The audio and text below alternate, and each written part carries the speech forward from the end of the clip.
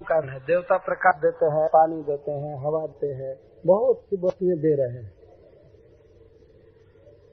तो देवताओं का ऋण चुकाना हमारा कर्तव्य होता है। देवताओं का ऋण कैसे चुकता है? जब हम यज्ञ करते हैं, देवताओं के लिए आहुति देते हैं, तो ये माना जाता है कि देवता का ऋण हमने चुकाया। ऋषियों का ऋण है, परंपरा से ऋषियों ने बहुत अनुभव करके ज्ञान दिया। जैसे भागवत आ रहा है हम लोगों के पास, श्रीमद् भागवत, विविध पुराण, विविका, विविध विज्ञान, बहुत प्रकार की चीजें तो ऋषि परंपरा से पढ़ करके लिख करके हमको दे पढ़ाते। तो ऋषियों का ऋण होता है। यह कैसे चुका है?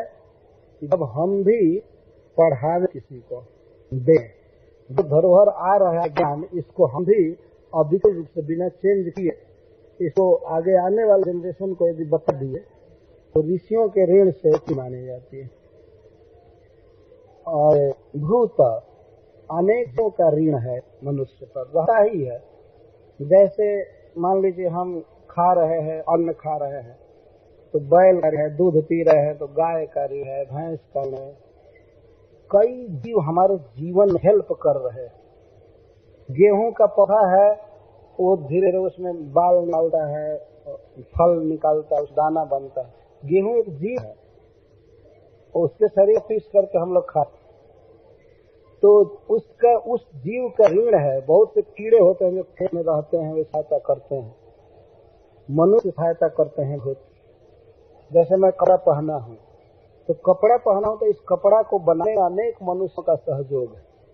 बहुत लोग काम करते हैं फैक्ट्री में, तब यह कपड़ा पहुँच रहा है, जूता पहुँच रहा है, या कापियां पहुँच रही हैं, किताब पहुँच रहे हैं, या घर बना रहा है, तो कोई सीमेंट बना रहा है, कोई लोहा बना रहा है, कोई पंखा बना है, कोई माइक बना है, कुछ बहुत लोगों का सहयोग है।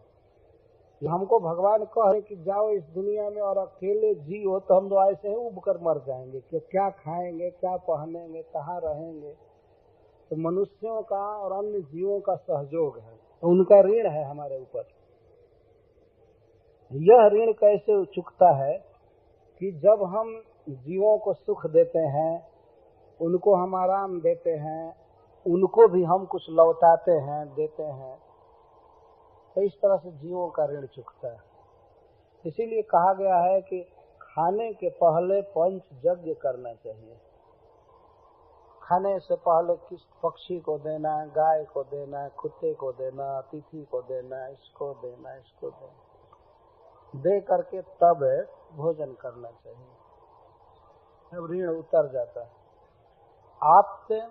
और कुछ संबंधियों का ऋण, का, चाचा का, तो से कई संबंधी होते हैं, कई तरह से उसको पोषते हैं। माता पिता तो मुख्य हैं, माता पिता मिलकर शरीर को जन्म देते हैं, पोषते हैं, पालते हैं, बड़ा करते हैं, तब हम भक्त बनते हैं, चाहे जो कुछ भी बने। बहुत छोटी अवस्था से पाल पोष करके बड़ा करते हैं। किस तरह से बच्चे को पाला पोसा जाता है वो तो जो पालता है वही जानता है। और कितनी सावधानी से इसको बीमारी न हो, इसको खिलाना है, पौष्टिक चीज खिलाना है, रक्षा करनी, तो माता पिता का ऋण रहता है। इसके साथ ही साथ और भी स्वजन होते हैं। जैसे पति पत्नी है, तो पति का ऋण होता है पत्नी पर, और पत्नी का ऋण होता है पति पर। यदि पति स्नेह कर रहा है, सारी सुविधा दिया है, घर बनाया, पैसा दिया, संतान दिया, कपड़ा दिया, अलंकार दिया पत्नी को, तो पति का ऋण होता है। और पत्नी का ऋण पति पर होता है। वह अपने माता पिता का घर छोड़कर आती है, पति की सेवा करती है, घर बुहारती है, भोजन बनाती है, कपड़ा साफ करती है, नाना प्रकार से, तो कुछ न कुछ ऋण बनता है। सरकार का ऋण है, वो तो भूत ऋण में आएगा, आप्त ऋण में नहीं आएगा। तो सरकार का ऋण है, बहुत से जवान सैनिक सेना सीमा पर खड़े रहते हैं और वे शत्रुओं के आक्रमण को रोके रहते हैं। जैसे कारगिल, वे रोकते हैं अपने जीवन की बाजी लगा करके, तब हम यहाँ बैठकर भागवत कह रहे हैं, चाहे सुख से जी रहे हैं हम, तो उनका ऋण होता है। तो इन ऋणों को चुकाना बहुत कठिन काम है, यदि मनुष्य को चाहिए कि वह चुकावे, लेकिन जो सब प्रकार से अभिमान छोड़ करके और कृष्ण की शरण में हो जाता है तो भगवान उसका सारा ऋण माफ कर देते हैं।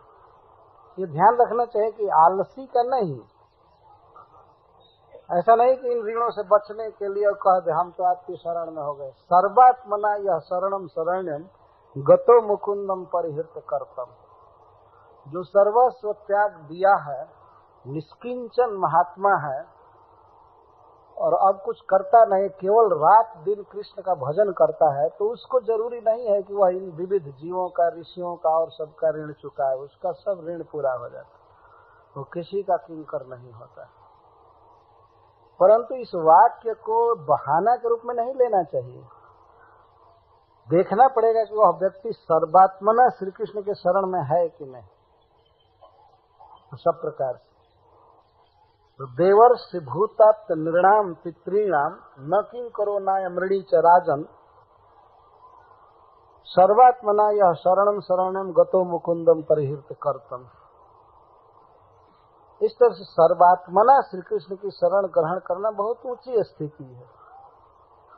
जैसे एक उदाहरण देता हूँ, षड गोस्वामी गण वृंदावन आ गए, उन पर भी ऋण था सबका, लेकिन अब वे लोग कोई अर्जन नहीं कर रहे थे, समाज की सुविधाओं को भोग नहीं रहे, समाज से अब ले नहीं रहे थे, जितना पहले लिए सो लिए, और इसके बाद पूर्णतः श्री कृष्ण में अपने को समर्पित कर दिए, लिखने लगे, बल्कि समाज को देना चाहते थे। बहुत ग्रंथ रत्न, भजन का आदर्श स्थापित करना, तीर्थ का उद्धार करना, तो उनके लिए जरूरी नहीं था कि अब ऋषियों के ऋण को उतारे या देवताओं के ऋण को उतारे या अपने संबंधियों के ऋण को देखें, नहीं, अब वो लोग दूसरे स्तर पर थे।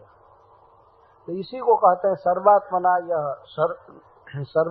यह शरणम शरण्यम गतो मुकुंदम परिहृत कर्तम।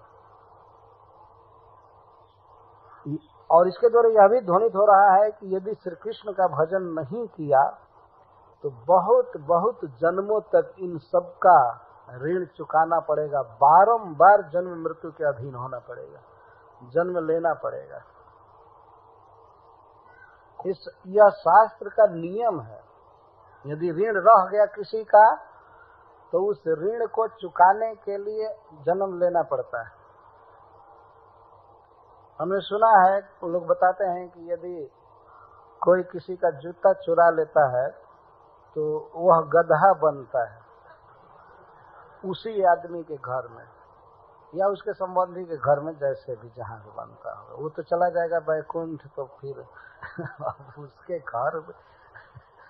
तो जूता चुराने वालों को तैयार रहना चाहिए गधा बनकर सेवा करने के लिए। तो यह तो साधारण बात है। वास्तव में यदि ऋण किसी का रह गया, हमने उसे पूरा नहीं किया, तो उसे चुकाने के लिए बहुत जन्म लेना पड़ता है, बहुत परिश्रम करना पड़ता है, विविध जीवों का जन्म लेना पड़ता है। ऐसे जीव जो सेवा करते हैं, जैसे कुत्ता में जन्म लेना पड़ता है, कुत्ता सेवा करता है ना, रात दिन घर अगोरता है, घर की सेवा करता है, लेकिन खाने को भरपेट नहीं मिलता। ऋण उतार देना चाहिए, और जिस किसी से बहुत नहीं लेना चाहिए। आजकल तो लोग ये सोचते ही नहीं है कि ऋण हो रहा है, जितना आने दो बस स्वीकार है, स्वाहा स्वाहा, आने दो। ये नहीं समझते हैं कि हम कितना भारी बंधन में बंध रहे हैं। अगर किसी से कुछ ले रहे हैं तो उसका उपकार उससे ज्यादा करने की कोशिश करनी चाहिए। साधु की परिभाषा है कि आदमी की परिभाषा है, मनुष्य की परिभाषा है कि समाज से जितना लेता है उतना लौटा देता है, तो उसको मनुष्य कहते हैं। और साधु उसको कहते हैं कि समाज से जितना लेता है उससे दुगुना लौटाता है। तो किसी से हम कुछ सुविधा ले रहे हैं तो उसको भक्ति देना, ज्ञान देना, उसके हित का चिंतन करना, उसके हित में लगना, ये कर्तव्य होता है। बहुत से जीवन से हम लोग ले रहे हैं बहुत प्रकार की वस्तुएं, तो वैष्णवों को चाहिए कि वे दुगना चुकावें, और केवल आदमी भर होगा, वैष्णव नहीं होगा तो वो पूरा पूरा चुकाएगा उतना ही, और वैष्णव को दुगना चुकाना चाहिए,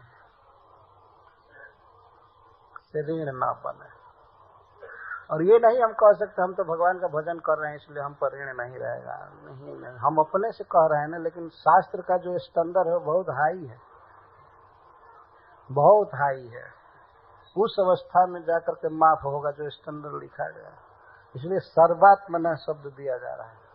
सर्वात्मना यह शरणम शरणम गतो मुकुंदम परिहृत कर, सर्वात्मना शरणम गत, और कर्तम परिहृत्य, सारा अभिमान छोड़कर, सारा कर्तापन का अभिमान छोड़कर के भगवान की शरण में चला गया, तो उसको तो ऐसे भी माफ कर देंगे भगवान की। अब छोड़ो, तब अब तो केवल जप करो, हरे कृष्णा कृष्णा कृष्णा हरे हरे, हरे राम हरे राम।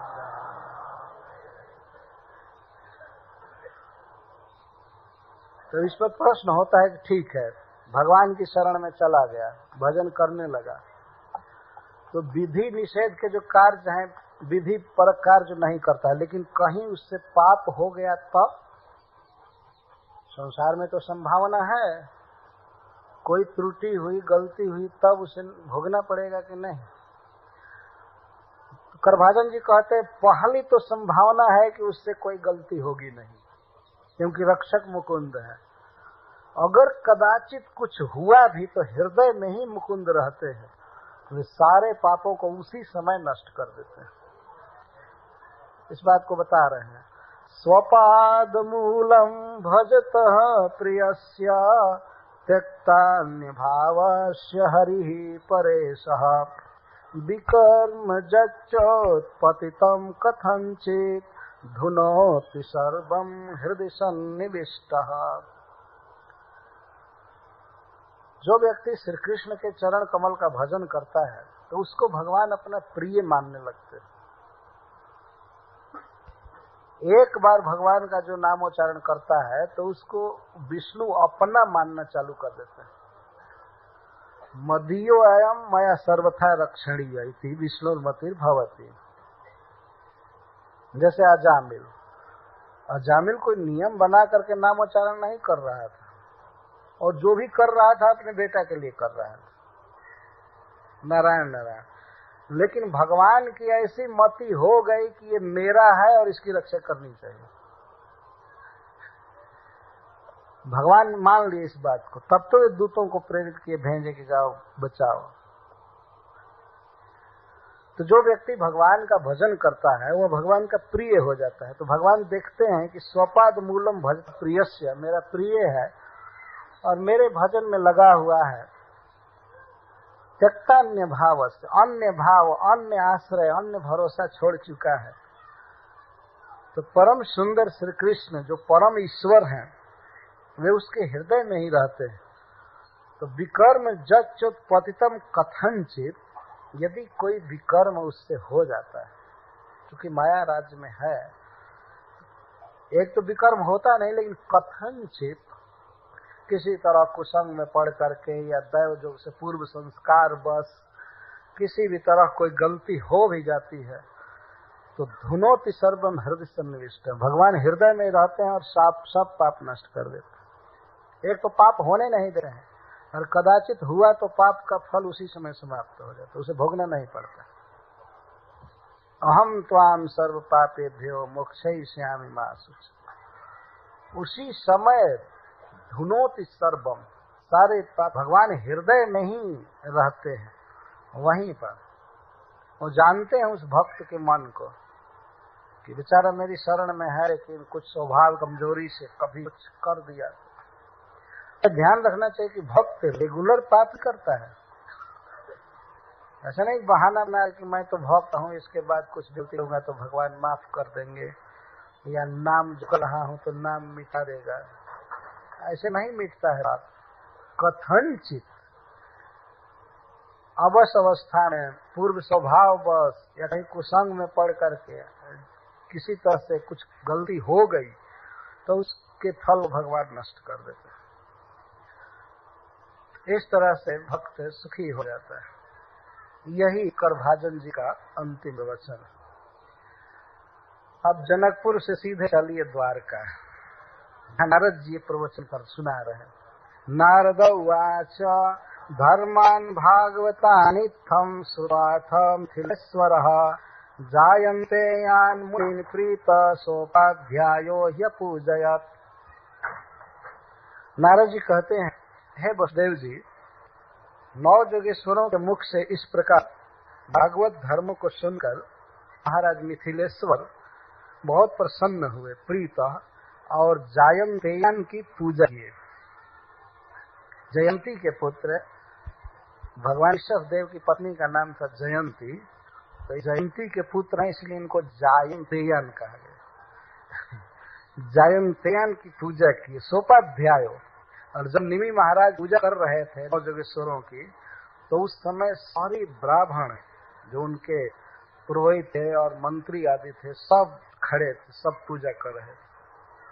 सोपाध्याय या पूजत की बहुत मान की। तो पूजा का क्या मतलब था? तो पूजा जब तक कौपीन भी नहीं था तो कोई अटैची बैग तो लेकर आए नहीं थे कि उसमें पैसा पाकर ले जाएंगे, कुछ नहीं। यहाँ पूजा का अर्थ है खड़ा हो जाना, फिर अपनी कृतज्ञता ज्ञापन करना। वो जानते हैं कि ये तो कुछ लेते नहीं, कोई उनकी आवश्यकता ही नहीं थी।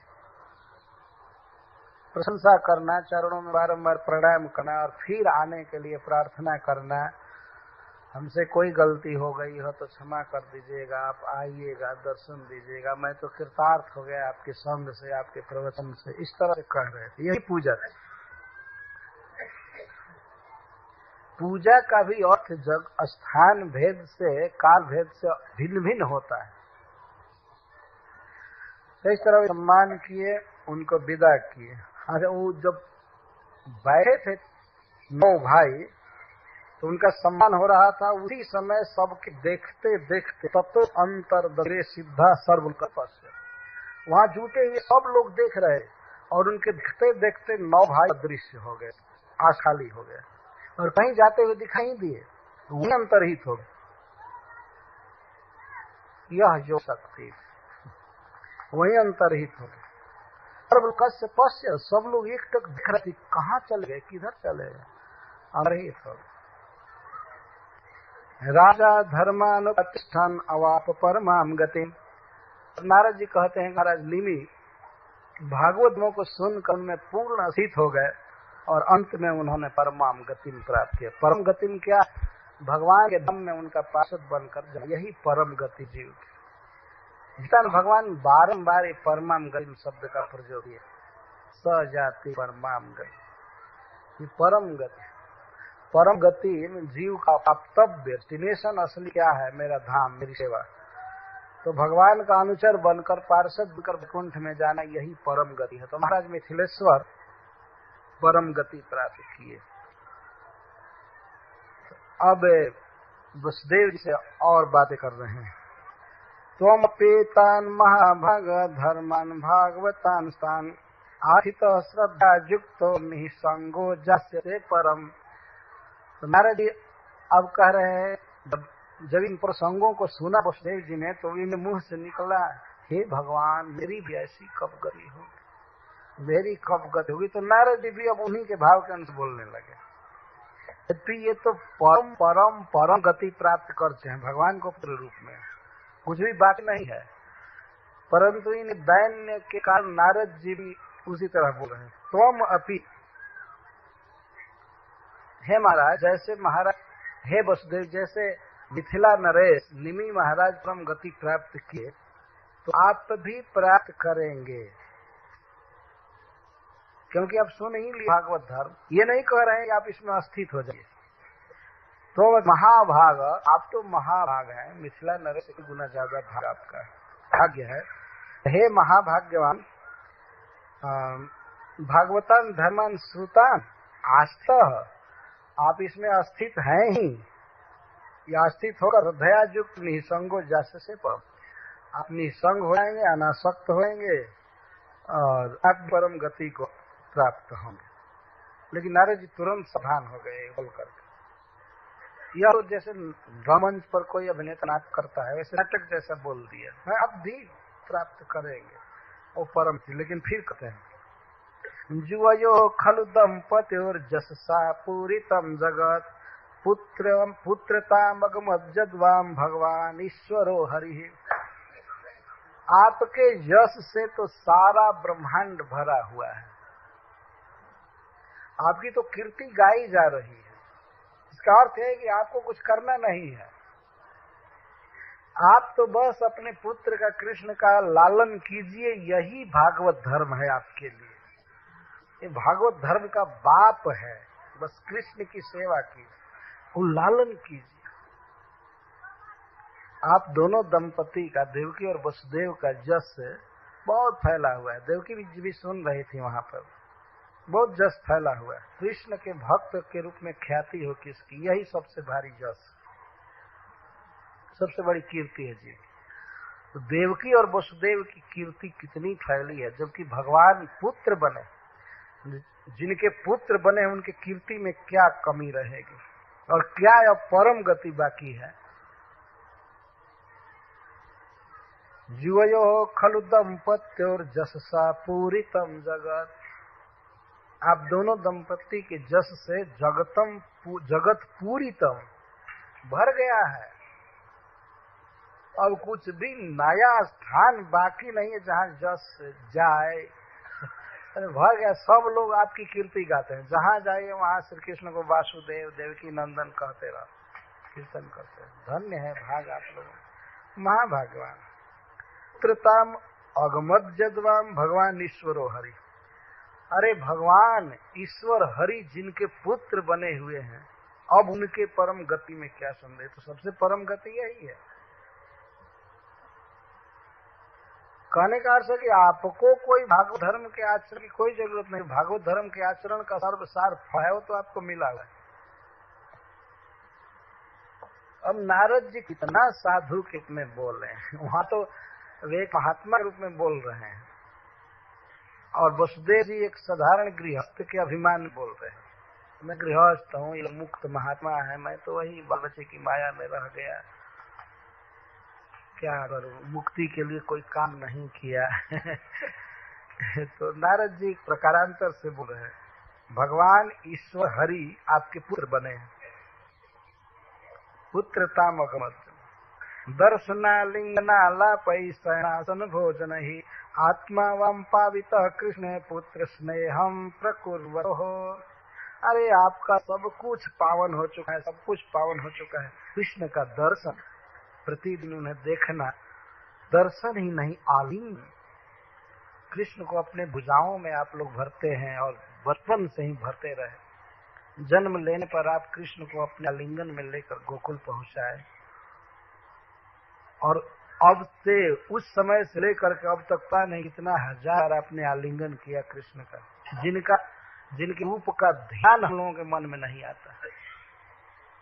अपने तो अभी नहीं कहेंगे, क्योंकि अभी तो प्रसिद्ध करने के हम जो कह रहे हैं वो सच्ची बात है, क्योंकि मैं एक बहुत बड़ा व्यक्ति। ये वसुदेव जी की प्रशंसा के लिए दर्शना लिंगना लाप है। आप कृष्ण को देखते रहते हैं, कृष्ण का आलिंगन करते हैं और कृष्ण के साथ बात करते हैं। आलाप, रात दिन कृष्ण के साथ रहना, बातचीत करना और आलिंगन करना, देखना। शयन आसन भोजन ही, सोते समय कृष्ण का साथ हो रहा है, बैठते समय कृष्ण का साथ, भोजन करते समय कृष्ण को खिलाकर आप खाते हैं। तो आप तो सब तरह से पावन हैं। आत्मा वाम पावित कृष्ण पुत्र स्नेहम प्रकुर्वतो। और कृष्ण के प्रति आपका पुत्र स्नेह है। तो हे वसुदेव जी, आपके लिए भागवत धर्म सार सर्वस्व यही है कि बस देखते रहिए, आलिंगन करते रहिए, पुत्र का पालन कीजिए। आपके लिए यही भागवत धर्म, और कोई भागवत धर्म करने की जरूरत नहीं। तो फिर कैमुत्य न्याय से उनको समझा रहे हैं। कैमुत्य न्याय की व्याख्या मैं कई बार कर चुका हूँ।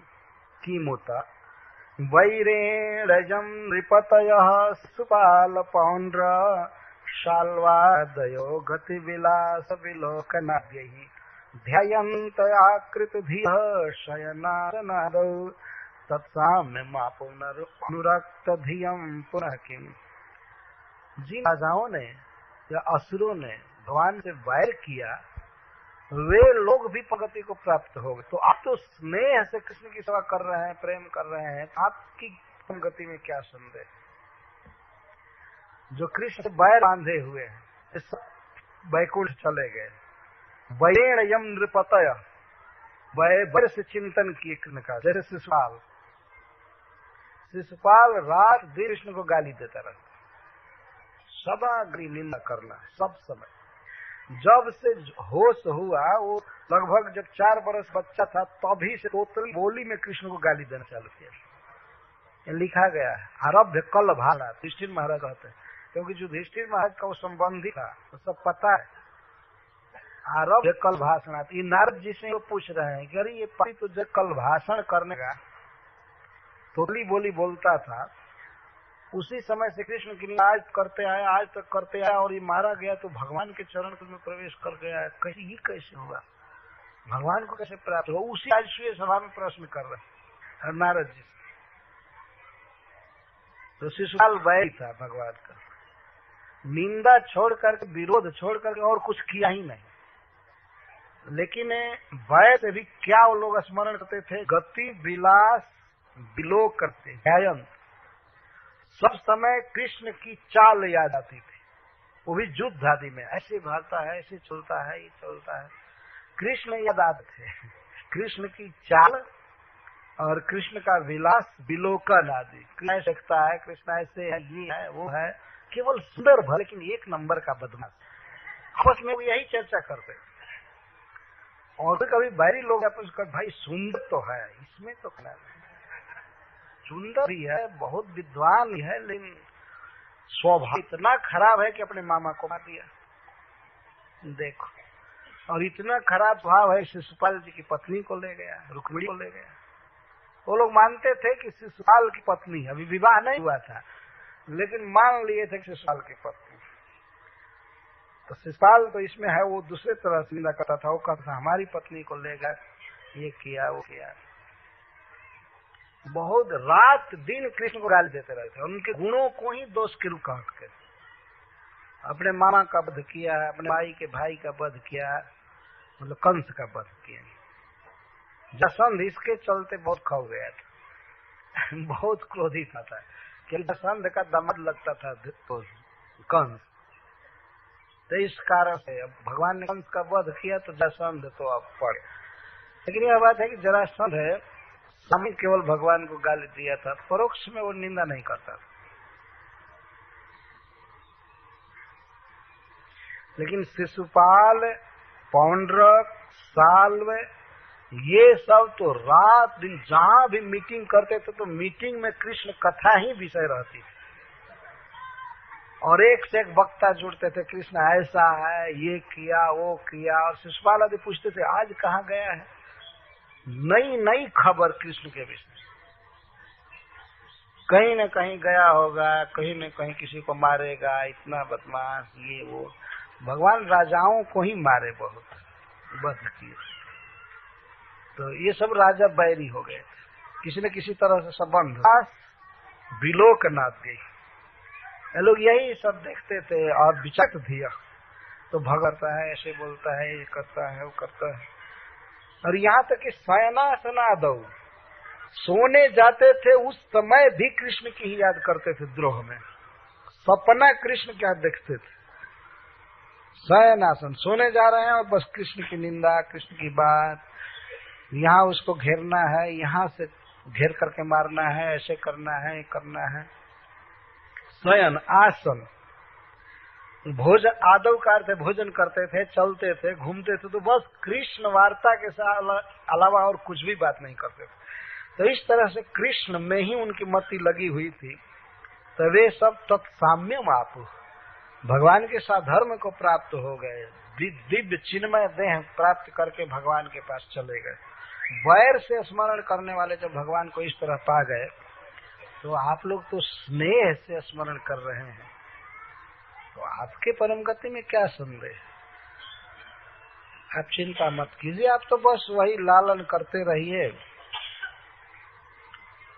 तो ऐसा नहीं करेंगे आप भी अब श्रीमन सुभद्राणी रथांग पाणे लज्जा छोड़कर घूमिए फिरिए, विरक्त हो जाइए और गाते रहिए हरे कृष्णा हरे कृष्णा। ऐसा वसुदेव जी को नहीं सिखा रहे। सारे साधनों की ये सीमा है, सारे साधन करते करते करते करते करते करते जहाँ पूर्ण हो जाते हैं वहाँ भगवान में स्नेह उत्पन्न होता है। और वो अभी पुत्र भाव, जगदीश्वर भाव होना, ईश्वर भाव होना, ये तो कोई बहुत ऊंची साधना नहीं, लेकिन भगवान में पुत्र भाव होना, भगवान को मथुरा के कारागृह से गोद में लेकर के उनकी रक्षा की चिंता करना, छिपाया आना और अपने जीवन को हाजिर कर देना, चाहे कंस मारे चाहे कुछ भी करे, लेकिन बेटा तो सुरक्षित। ये जहाँ भाव है, अब उस वहाँ कोई साधना की बात कर सकता है? कोई साधना है वहाँ?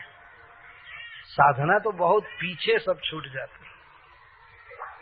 ये तो परिपाक अवस्था है प्रेम की, वास्तव में बहुत उच्चतर अवस्था है स्नेह होना भगवान के प्रति। तो वसुदेव जी तो उस सीमा पर हैं। तो उनके लिए नारद जी कह रहे हैं कि आप सुन लिए, ठीक है, पूछ दिए, लेकिन आपको भागवत धर्म के आचरण की कोई आवश्यकता नहीं है, आप पूर्ण। देखिए, भगवान श्री कृष्ण का शुभ गुण है कि जो लोग वैर भाव से, द्वेष से उनका स्मरण किए, वे भी भगवान के धाम में चले गए। कैसा भगवान का स्वभाव है, उनके अंगों का कैसा प्रभाव है, और भगवान का हृदय कितना है। वो किसी को अपना बैरी मानते नहीं। यह है भगवान का स्वभाव। बारंबार इस पर विचार किया गया। रासलीला में जब सुखदेव गोस्वामी रासलीला बोल रहे थे और ये कहे कि अपने अपने घरों से जब गोपियां चली, किसी किसी गोपी को उनके स्वजन ने, पति आदि ने रोक लिया, तुम नहीं जा सकती हो रात्रि में कृष्ण के पास, तो घर में बंद कर दिए किवाड़ में। तो वह भावना शरीर से कृष्ण के पास चली गई। सुखदेव गोस्वामी बोलते हैं भाव देह से चली गई और घर में अवरुद्ध रह गई और दूसरे शरीर से कृष्ण के पास पहुंच गई। तो पूछते हैं महाराज परीक्षित, वो तो कृष्ण को ब्रह्म नहीं समझती थी, भगवान नहीं समझती थी, केवल एक परम सुंदर लड़का समझती थी, फिर कैसे गुणमय शरीर का बंधन समाप्त हो गया, कैसे वो कृष्ण को प्राप्त हो गया? तो इस प्रश्न के पूछते ही श्रील सुखदेव गोस्वामी बिल्कुल उद्विग्न हो गए, अनवायड हो गए। तो इतना डांटते हुए कहता, उक्तम पुरस्ता देता चैद्य सिद्धिम जथागता द्विषन नपि ऋषिकेशम किमुता धोक्षज प्रिया। तो क्यों पूछ रहे हो? मैं पहले ही कह चुका हूँ कि द्वेष करने के कारण चैद्य शिशुपाल भी भगवान को पा गया, तो ये भगवान की प्रिया यदि किसी भी भाव से भगवान का चिंतन करती हैं तो क्यों नहीं पा जाएंगी? टीका में श्रील विश्वनाथ चक्रवर्ती ठाकुर आदि कहते हैं कि श्रील सुखदेव गोस्वामी इस प्रश्न को पसंद नहीं कर रहे हैं। वो तो लीला वर्णन के आवेश में थे और तब तक बीच में प्रश्न पूछ दिया गया। यदि महाराज परीक्षित सभा के लोगों के मनोभाव को देखकर प्रश्न किए, लेकिन श्रील सुखदेव गोस्वामी पसंद नहीं किए इसको। इसीलिए कहते हैं, ये तो मैं कह चुका हूँ, उक्तम पुरस्तात् एतत् चैद्य सिद्धिम जथागत।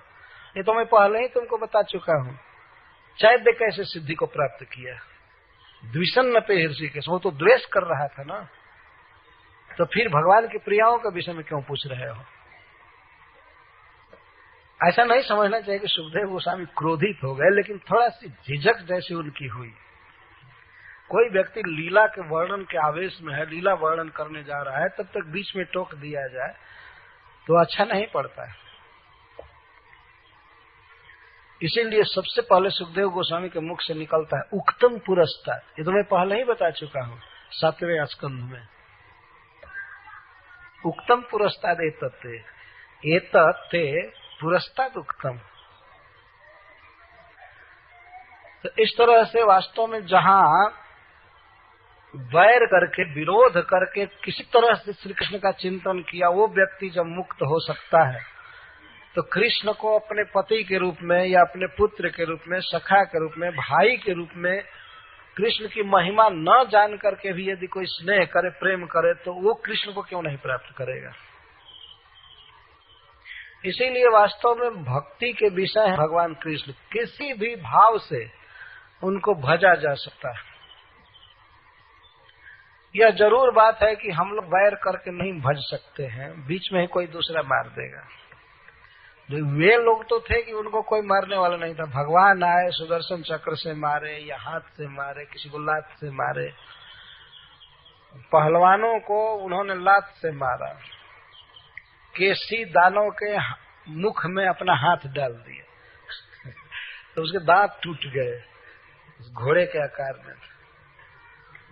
और किसी पर थप्पड़ मारे, किसी को हाथ से घुमा करके मार दिए, किसी के पेट में चले गए जैसा घासुर, बकासुर, किसी का स्तन पी करके मार डाले जैसे पुतना, किसी के नीचे सो करके उसको पलट दिए। तो इन अंगों का डायरेक्ट स्पर्श हो रहा था भगवान का, और वैसे वे तो चिंतन करते ही रहते थे। वे जब मुक्त हो सकते हैं, वे जब पार्षद बन सकते हैं भगवान के, फिर थोड़ा भी कृष्ण के प्रति जिसका भाव है कि कृष्ण ईश्वर है, भगवान है, मैं दीन हूँ, मैं दास हूँ, या भगवान मेरे ये हैं, तो वो क्यों नहीं मुक्त होगा। इसीलिए कृष्ण से संबंध जोड़ना चाहिए, मन का लगाव होना चाहिए। हरे कृष्णा कृष्णा कृष्णा हरे हरे, हरे राम राम राम। वसुदेव जी की स्थिति को श्री नारद जी व्यक्त कर रहे हैं। बहुत ज्यादा खोलकर नहीं कर रहे हैं, लेकिन संकेत भर कर रहे हैं। लेकिन अब वसुदेव जी के मन के भावों का विरोध न करते हुए कहते हैं, मापत्य बुद्धि मक्र था कृष्ण सर्वात्मनीश्वरे, माया मनुष्य भावे न गूढ़ैश्वर्ये परे व्यये। वसुदेव जी, आप कृष्ण में साधारण मनुष्य बुद्धि मत कीजिए, पुत्र बुद्धि तो कीजिए, पुत्र बुद्धि रखिए, लेकिन ये कृष्ण कोई साधारण मनुष्य नहीं है। माँ अपत्य बुद्धि मक्र था, अपत्य बुद्धि मत कीजिए। इसमें अगर डायरेक्ट पढ़े तो ऐसा लगता है कह रहे हैं कि कृष्ण में पुत्र बुद्धि मत कीजिए। अपत्य का अर्थ होता है पुत्र। अपत्य बुद्धि माँ अकृथा मत कीजिए। किसमें? कृष्ण सर्वात्मनि ईश्वर परे अव्यय गूढ़ैश्वर्य। अब भगवान की बहुत सी विशेषताएं बता दी छोटे से श्लोक में। गूढ़ैश्वर्य, पर, अव्यय, सर्वात्मा, ईश्वर, कृष्ण में पुत्र बुद्धि मत कीजिए। तो इसका अर्थ ये है कि जैसे अन्य पिता होते हैं और किसी मनुष्य में पुत्र बुद्धि होती है, वैसी पुत्र बुद्धि अब मत कीजिए। आपका पुत्र ईश्वर है, ऐश्वर्य का गोपन करके आपके पुत्र के रूप में लीला कर रहा है। पुत्र है आपका, लेकिन आप अन्य जैसे पिता पुत्र बुद्धि करता है, पुत्र को जन्मने मरने वाला समझता है या दूसरा समझता है, ऐसा मत समझिए, पुत्र भाव कीजिए। तो श्री कृष्ण के गुणों का वर्णन कर रहे हैं। कृष्ण सर्वात्मनि, कृष्ण सर्वात्मा है, ईश्वर है, गूढ़ ऐश्वर्य, अपने ऐश्वर्य को छिपाकर जादव विशेष बन करके लीला कर रहे हैं। परे अव्यय, श्री कृष्ण पर हैं, अव्यय है। अगर यह प्रश्न हो कि अपने ऐश्वर्य को छिपा करके मनुष्य की लीला कर रहे हैं, तो क्या वे अपने ऐश्वर्य से च्युत हैं? नहीं, अव्यय। किसी भी स्थिति में कृष्ण भगवान है।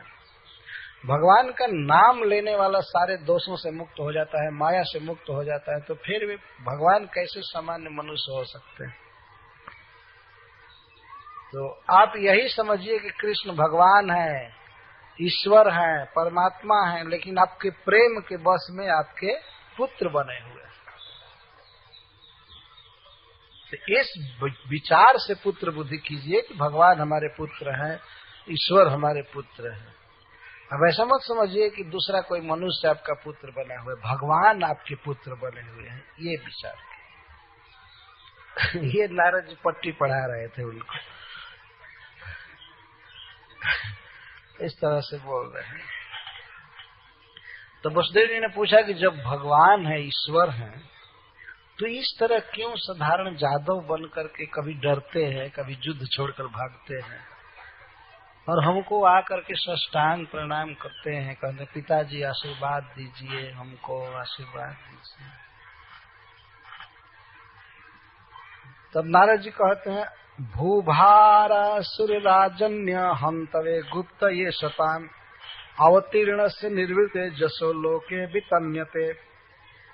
जो पृथ्वी के भार स्वरूप जो असुर हैं, राजा हैं, उनका वध करने के लिए, उनको मुक्त करने के लिए और संतों की, सज्जनों की, भक्तों की रक्षा करने के लिए वो अवतीर्ण हुए हैं और अपना यश फैला रहे हैं, जिसको लोग गा गा करके संसार सागर से तर जाएंगे।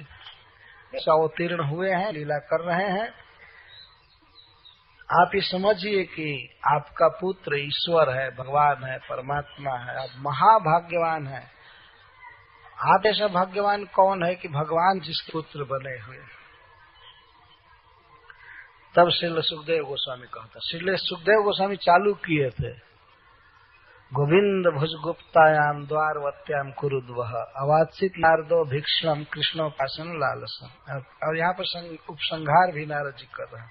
श्री सुखदेव गोस्वामी श्री शुकवाच एतच्छ्रुत्वा महाभागो वसुदेवोति विस्मितः देवकी च महाभागा जहतुर्मोहमात्मनः। श्री सुखदेव गोस्वामी कहते हैं कि वसुदेव जी महाभाग्यवान हैं और देवकी भी महाभाग्यवती है। महाभागो महाभागा, महाभाग्यवान। जिसके भगवान पुत्र बने हैं वो क्यों नहीं महाभाग्यवान है। जिसके गर्भ में भगवान रहे, जिस स्तन पिए दूध, तो महाभाग्यवती। देवकी जी भी सुन रहे थे, तो नारद जी की बात सुनकर भी बहुत विस्मित हुए दोनों, और मन का जो भ्रम था उससे मुक्त हो गए। मन यही भ्रम था कि कुछ भजन करना चाहिए मुक्ति के लिए, इसके लिए, लेकिन नारद जी ने कह दिया कि बस बस अपने पुत्र का लालन कीजिए, लालन कीजिए, खिलाइए पिलाइए, को बच्चा से बस रखिए, प्रेम कीजिए। अब उनका जो भ्रम था कि नहीं मुक्ति के लिए कहीं गुफा में जाना चाहिए या भजन करना चाहिए, वो खत्म हो। पुत्र में प्रेम बढ़ गया, कहने का आशय। एक श्रुत्वा महाभाग वसुदेव अति विस्मित देवकी च महाभागा जहतु मोहमात्मन। अपने मन का जो भ्रम था कि हम भजन नहीं कर रहे हैं, मुक्त नहीं होंगे, ये सब खत्म हो गया। अब वो समझने लगे कि हम धन्य हैं, हमारा कृष्ण पुत्र है, भगवान पुत्र बने हुए हैं। तो जब पुत्र बने हुए हैं तो उनके साथ पिता का व्यवहार रखना है। नारद जी कहने का सही है, भगवान जब कोई इच्छा से पुत्र बने तो आपका धर्म है कि आप पिता का ही व्यवहार कीजिए, भगवान को प्रसन्न होगी। और कोई मुक्ति आगे कर्म मत पड़ी, आपको कोई करने की जरूरत नहीं। तब वसुदेव जी का संशय दूर हुआ, भ्रम दूर हुआ और वे बिल्कुल खुश हो गए। इतिहासमिमं पुण्यं धारयेदः समाहितः सब विधूये समलम ब्रह्मभुवाय कल्पते। इस इतिहास को व्यक्ति धारण करता है, सुनता है, याद करता है, वह सारे कर्मबंध से मुक्त होकर भगवान का पार्षद बन जाता है। ये सुनने वाले की गति प्राप्त होती है, तो धारण करने वाले, याद करने वाले। ब्रह्म भुआय का अर्थ है भगवत पार्षद, वह मुक्त हो जाता है केवल इस इतिहास को याद करने से और इसको कहने से, श्रवण करने से। लेकिन श्री सुखदेव गोस्वामी जैसे ये कहे कि नारद जी कहा तो जयंती के पुत्र भगवान ऋषभदेव के पुत्र अंतहित हो गए, तो नारद जी के विषय में कुछ भी नहीं कहा जा रहा है कि ये कहीं गए या क्या हुए, क्योंकि जाते तो थे। पहले ही श्री सुखदेव गोस्वामी कहते हैं कि विदा कर देने के बाद भी बार बार द्वारका में रहते थे। इसका अर्थ है कि वे गए नहीं। वसुदेव जी ने और पूछा होगा कृष्ण के विषय में और कृष्ण के विषय में, तो ये खूब प्रमाण दिए होंगे, ये ऐसे हैं और लीलाएं चल रही होंगी। इसलिए नारद जी के कहीं जाने का वर्ण नहीं, वो चुपचाप है श्रील सुखदेव गोस्वामी। तो नारद जी सर्वदा द्वारका में ही थे और इसी तरह आज वसुदेव के घर में तो कल रुक्मिणी जी के यहाँ कृष्ण कथा चल रही है। ऐसा पुराण में कथा है कि नारद जी रुक्मिणी जी में और सत्यभामा जी में कलह भी उत्पन्न कर दिए।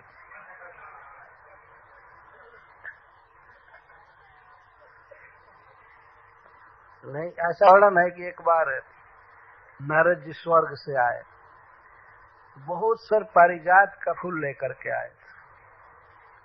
तो उस समय भगवान रुक्मिणी जी के भवन में, वो सभी पत्नी के भवन में रहते थे, तो नारद जी गए तो वह पुष्प उन्होंने भगवान को दिया, तो भगवान उसे रुक्मिणी जी को दिए। जो रुक्मिणी जी से अपने केस में बांधी थी, बहुत सुंदर माला, तो उसको बांध करके जब एक बार घूम रही थी, तब तक सत्यभामा जी ने देखा और सत्यभामा जी अब तो रूठ गए कृष्ण से कि हमसे ज्यादा ये रुक्मिणी को मानते हैं, उसको ये माला दिए हैं, ये किए हैं। ये बहुत लंबी कथा है। बाद में भगवान को स्वर्ग जाना पड़ा सत्यभामा के लिए, फिर वैसा पुष्प लाना पड़ा और भगवान ने कहा कि नारद जी आप आ करके यहाँ झगड़ा लगा दिए। थोड़े विनोद की कथा है। तो भगवान से नई नई लीला कराने के लिए नारद जी ने ऐसा किया। जो प्राय द्वारका में ही रहते, कभी बलराम जी के साथ कुछ कथा चल रही है, कभी भगवान के साथ घूम रहे हैं, कभी वसुदेव के साथ, कभी अक्रूर जी के साथ, कभी किसी के साथ, कभी किसी के साथ। वो उनको तो सब लोग अपने पिता का भवन तो अब नरक जैसा लग रहा है, वह जाना ही चाहते थे, द्वारका में ही रहते। इसीलिए श्री सुखदेव गोस्वामी बिल्कुल चुप है कि ये कह करके नारद जी कहीं गए क्या को नहीं बोल रहे। तो आज से समझ में आ जाता है कि सुखदेव गोस्वामी क्या सोच रहे हैं। और वहां जब कहे हैं कि नारद जी कहीं नहीं जाते थे, द्वारका में रहते थे, तो यहाँ अपने आप समझते हैं। इस तरह से ये भगवत धर्म का संवाद पूरा हुआ। आप लोग बहुत ही धैर्य के साथ, प्रेम के साथ सुना, इसलिए आप सब धन्यवाद के पात्र हैं।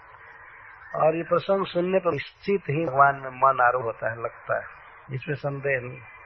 और अभी इस पुण्यतम देश में, वृंदावन में, और जन्माष्टमी के शुभ अवसर पर बहुत ही पवित्र समय है और पवित्र देश है। तो ऐसे समय में भागवत सुनना यह अति श्रेष्ठ। महाराज परीक्षित को भागवत सुनना हुआ तो वे गंगा जी के तट पर गए। नैमिषारण्य के ऋषियों को जब सुनना था, ऋषियों को सुनना था, तो ये नैमिषारण्य में गए। तीर्थ में जाकर के ही भागवत सुना जाता है। वैसे तो अपने घर में भी लोग सुनते हैं, लेकिन घर में वही चिंता बहुत बखेड़ा रहता है। अभी आप किसी के घर में भागवत कहिए तो तुरंत फोन आ जाता है, क्रीन क्रीन, तो अब क्या करें। तो कितना भी प्रेमी हो, लेकिन उठ करके जवाब देना पड़ता है। डिस्टर्ब होता है। डिस्टर्ब न भी हो तो अब तो ऐसा फोन चला दिए हैं कि वो शरीर में, पाकिट में कंपन पैदा करता है, वही आदमी जाने। डिस्टर्बेंस तो रह ही गया बेचारे को, और लोगों को भले न हो। इसीलिए घर द्वार छोड़ करके भक्तों के समाज में, तीर्थ में कथा सुननी चाहिए। वासुदेव कथा रुचि हो, कैसे है? शुश्रूषो श्रद्धानस्य वासुदेव कथा रुचि श्याम महत सेवया विप्र पूर्ण तीर्थ निसेवना। जब कोई व्यक्ति पूर्ण तीर्थ में, वृंदावन धाम में रहता है और खास करके भगवान के भक्तों की सेवा करता है, भक्तों से सुनता है, तो उसकी वासुदेव की कथा में रुचि हो जाती है।